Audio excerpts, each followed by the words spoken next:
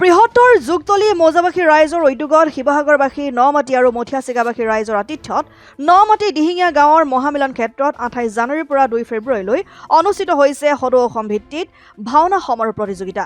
শ্ৰীমন্ত শংকৰদেৱ গুৰুজনাৰ আদৰ্শ সৃষ্টিৰাজিক বিশ্ব দৰবাৰত প্ৰচাৰ আৰু প্ৰসাৰৰ উদ্দেশ্যে আয়োজিত এই সদৌ অসম ভাওনা সমাৰোহৰ প্ৰতিটো দৰ্শনীতে অগণন দৰ্শকৰ সমাগম ঘটা পৰিলক্ষিত হৈছে।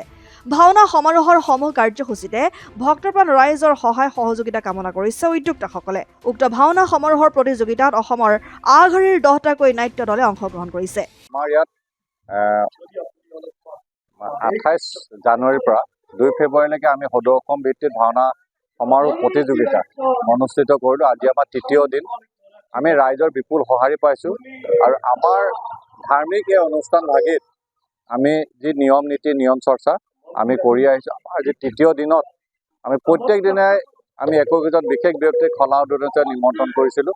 প্ৰথম দিনাই আপোনালোকে জানে যে ইতিবাচক দৃষ্টিৰে প্ৰতিদিন টাইমছৰ মুখ্য সম্পাদক নিতুমণি শইকীয়া ডাঙৰীয়াই আমাক অভূতপূৰ্ব সঁহাৰি দি গ'ল। যি সঁহাৰিৰ পিছত আমি ভাবিলোঁ যে অনুষ্ঠান ভাগি সফলতাৰ দিশত আমি আৰু একো আগবাঢ়িম।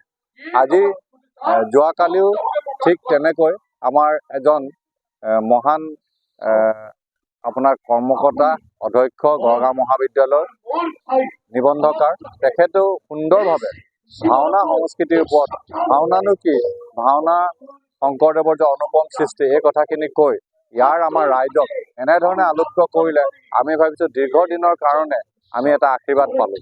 তাৰপিছতেই আজি পুনৰবাৰ আমাৰ এজন মহান ব্যক্তি আছিল ভূপেন শইকীয়াদেৱ, সদৌ আমাৰ অসম সাহিত্য সভাৰ প্ৰাক্তন উপসভাপতি, কিন্তু দুৰ্ভাগ্যবশতঃ তেখেতৰ ঘৰত কিছুমান নিয়ম কাৰণত কিছু খেলি মেলি হোৱাৰ কাৰণে তেখেতে আহিব নোৱাৰিলে। এই ভাওনা ভাগি আজিৰ আমাৰ ভৱানন্দ বৰা ডাঙৰীয়া, এজন কবি সাহিত্যিক পৰিনীতিৰ বিষয়া হিচাপে তেওঁ আহি উদ্বোধন কৰিলে। আমি তিনিওটা দিনত আমি বিপুল সঁহাৰি ৰাইজৰ পাইছোঁ আৰু আমি আশীৰ্বাদ স্বৰূপে আমি আজি যিখিনি কাম কৰি গৈছোঁ তাৰ ক্ষেত্ৰত কিন্তু উদযাপন সমিতিৰ সমূহ বিষয়ববীয়া এই অঞ্চলৰ ৰাইজ, লগতে আপোনালোকৰ যি সঁহাৰি আছে সাংবাদিকসকলৰ, সেই সাংবাদিকসকলৰ সঁহাৰিয়ে আমাক এনেধৰণে দৃঢ়তা পোষণ কৰিছে, আমাক আগবাঢ়ি যাবলৈ এনেধৰণে আমাক কৰ্তব্যত অৱহেলা নকৰি আগবাঢ়ি যোৱা যিমান আমাৰ মনত দৃঢ়তা আৰু সংকোচৰ পৰা আঁতৰাই নিছে। আমি দেখিছোঁ ভৱিষ্যতৰ দিনত আৰু 3টা দিন আছে, 3টা দিনত আমি দেখিছোঁ বিপুল সঁহাৰি পাম আৰু ভগৱানৰ আশীৰ্বাদ থাকিব।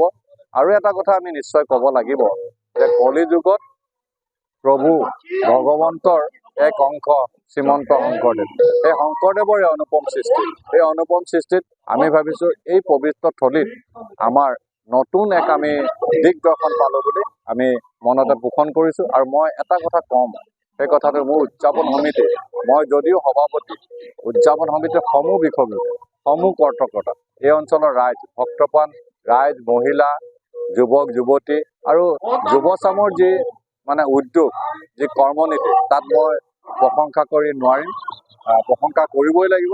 আৰু ৰাইজৰ যি সঁহাৰি আৰ্থিকভাৱে অন্যভাৱে সেই সঁহাৰি আমি পালোঁ। কিন্তু এটা কথাই আমাৰ দুখ লাগিল যে আমাৰ ইয়ালৈ আমি ৰাজনৈতিক বহুত লোকক নিমন্ত্ৰণ জনাইছিলোঁ, ৰাজনৈতিক ফালৰ পৰা আমি কিবা পাম বুলি সেই আশাৰ পৰা আমি কিন্তু বিৰত থাকিবলগীয়া, সেইটো কিন্তু আমাৰ দুখ থাকিল।